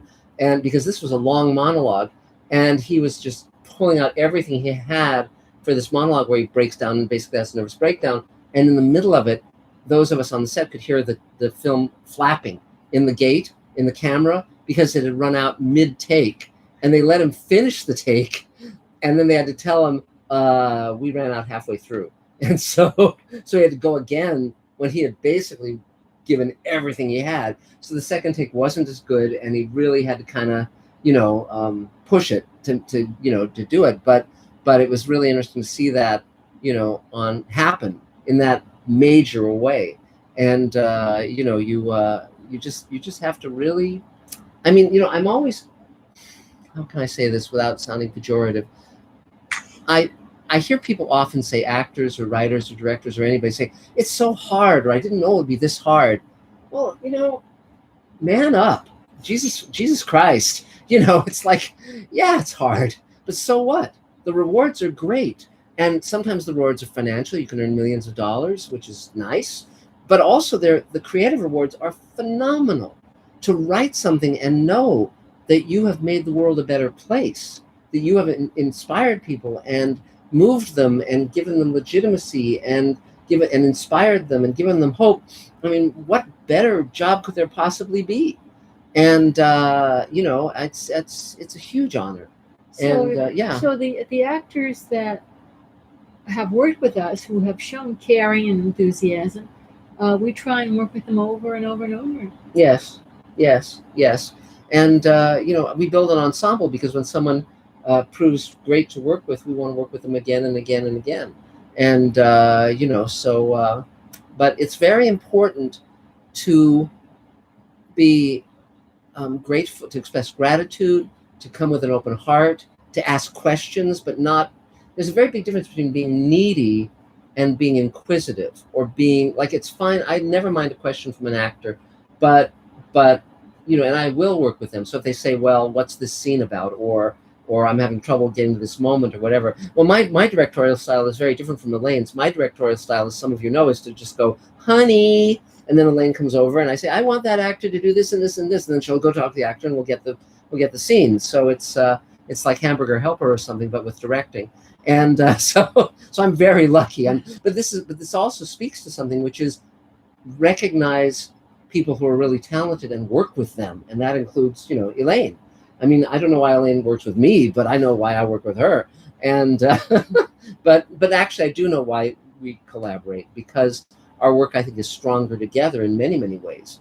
And so that's great. So anything else, Satya? That's it. Okay. I'm just trying to keep in touch with everyone, and I enjoy the table. Great. Thank you. Well, it's good to see you. And again, I'll let you know when Ron responds. So good luck. Thank you. I really appreciate it. I'm constantly following the lead actors and what's going on and where they're at. So yes. I'm excited. Yes. All right. Thank you. It's great. Well, 3 cheers. Yay. So is there another Mr. Sci-Fi question, Adam? Yes.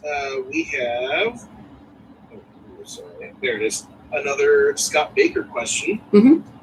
Along the lines of, let's say, product placement, for example. Yes. Would you consider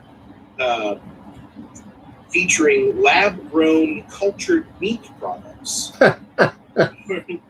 Well, see, the problem with something like that is if it doesn't work or if it doesn't succeed, you're placing a product several centuries in the future, and that can bite you. Fortunately, with things like 2001: A Space Odyssey and Blade Runner, even though the products that were presented in them, such as TDK audio tape and Pan Am, they no longer exist, but it didn't wreck the movie. But you do have to be careful. For instance, there were cigarette sponsors that wanted to have Kirk and Spock smoking on the Enterprise, and boy, that would certainly, be dissonant now. And so, so again, you just have to really be careful what you say yes to and what you say no to.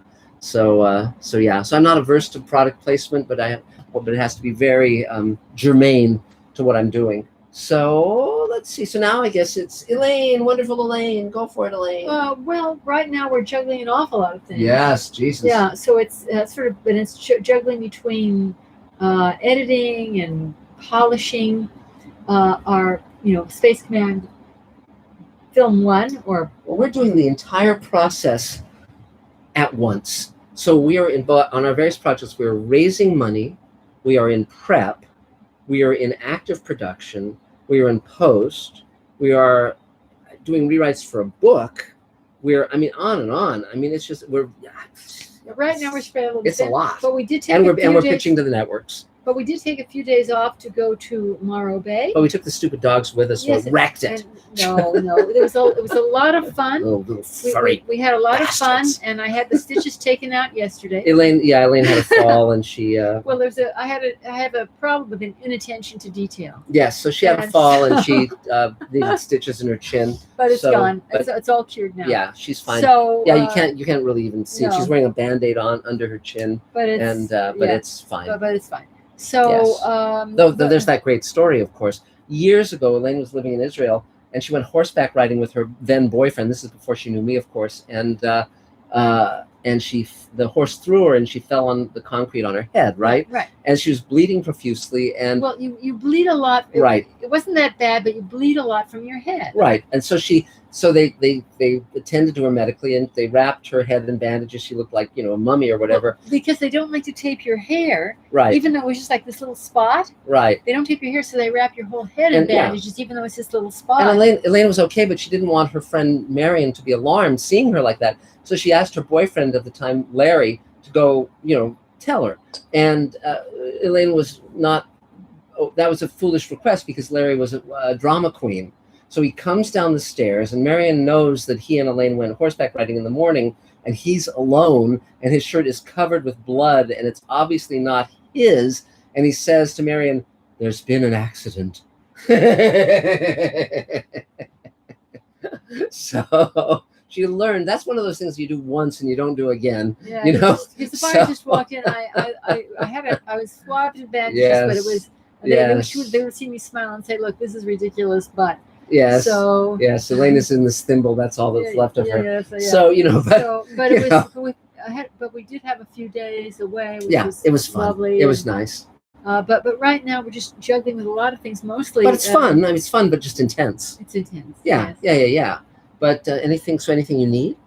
No. It's a very good point that we don't want to do any of this alone, because it can get wearing and frustrating. And that's the power of the table. Yeah, well, yes. In theory, at least, yeah.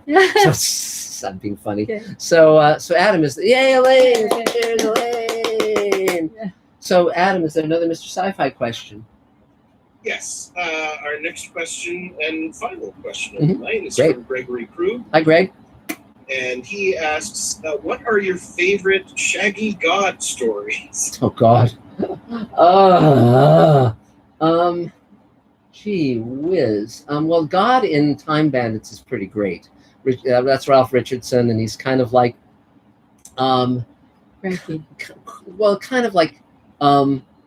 inattentive and dismissive. It's a really wonderful version of God. I recommend that film. And and God, when God supposedly shows up in Star Trek V, that's pretty funny. That's amusing. But God is a pretty, speaking for myself, I love the Greek and Roman pantheon. I think those are great because when you look at reality, when you look at the real world and you say, okay, there's all this terrible stuff that happens, if it's different gods, feuding with each other and being vain and all of that, it makes sense. But if you've got one guy and he's all powerful and he's saying to like somebody, kill your son. Oh, no, I didn't mean that. I was just fucking around. It's like, well, Jesus, this guy's really problematical. Again, just my opinion. But I think the multiple pantheon is certainly kind of explains the world a little better than a single all-powerful God. And again, that's just my view. We have a What? Yeah. Michelle Hart sent a thing saying she's working, but she's it's SAG, and she's missing us this evening, but she'll be back. So great, terrific. So yes. So now it's me. Yes. Wow, it's busy, incredibly busy. Let's see. David Ajala from Star Trek Discovery is reading Elaine's script, Ashes, this weekend to see if he'll play one of the leads. And that I went to Vegas at the Star Trek convention and ran him to ground and got him to agree to read her script, which was great. We're talking to Amazon now about the Showrunners Network. We're talking to Netflix about it. We're starting to go out with that to pitch the 6 shows. I'm in communication very actively with the Serling family on the new Rod Serling project, and we'll see how that progresses. I got notes from my editor on the book, and they're minimal, so a couple days of solid work, I'll be able to ship that, and Greenlighting Yourself will be out to the public, which is great. I can't wait. And with Space Command, my God, we're finishing the first 2 hours to ship as Blu-rays and DVDs by Christmas, and we have VFX artists working on the 3rd hour. We started shooting the 4th hour. It just keeps going, and that's not including the 2-hour bonus episode we did, nor the prequel animatic and audio play and graphic novel story, nor Grizzled Space Jockey, which is Mitch Suskin's favorite thing of everything I've ever written. Interestingly enough, Mitch Suskin is our VFX executive producer. Beyond that, Dave is doing a great job. David Bartlett's doing a great job. Our team, Adam, we're just moving along. I'm about to launch the Twilight Zone commentaries campaign to raise the money to shoot the next hour of Space Command, and so we're about to launch that. I'm about to do a very, very elaborate Mr. Sci-Fi on all these different versions of Dune, Jodorowsky's and David Lynch's and Villeneuve's, and that should be a lot of fun to talk about. And interestingly enough, I'm friends with Kevin J. Anderson, who co-writes the recent Dune novels with Frank Herbert's son Brian. So I actually have a signed book from the two of them, and lots to talk about. Beyond that, what else are we up to? God, there's just so much.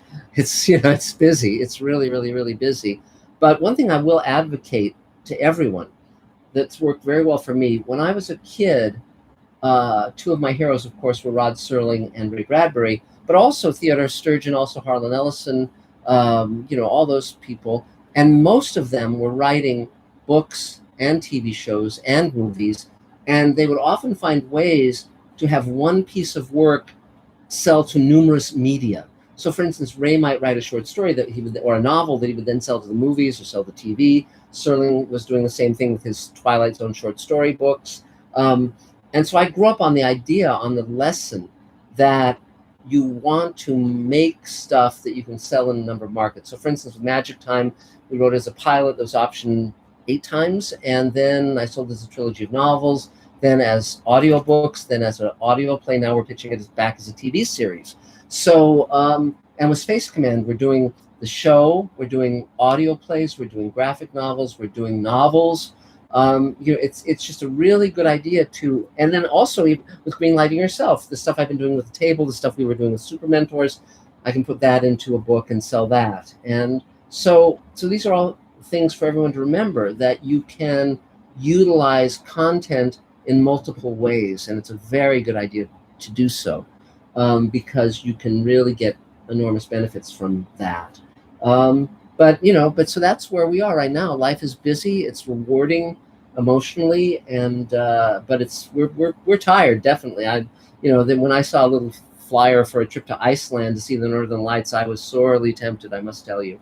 And but we shall see what we shall see. And of course, England beckons, because our development exec Michelle DaCosta is there, and we would love to go back to England and say hi to old friends. And but we shall see when we do that. So, anything else? Did I forget anything? That's about it for now.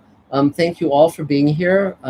Much more to come, and we'll be here next Thursday. And in the near future, when it feels safe, we'll be resuming at Patty's Restaurant for the in-person meetings, but we will see when that happens, because we keep getting these new variants of COVID, and woof, it's the gift that just keeps on giving, isn't it? So, but stay safe, stay well, and we'll talk to you all next time. Okay, guys? Bye. Take care. Thanks. Hey, I'm good. Thank Bye. you. Take care. There. And bye, guys. We'll see you next time. There.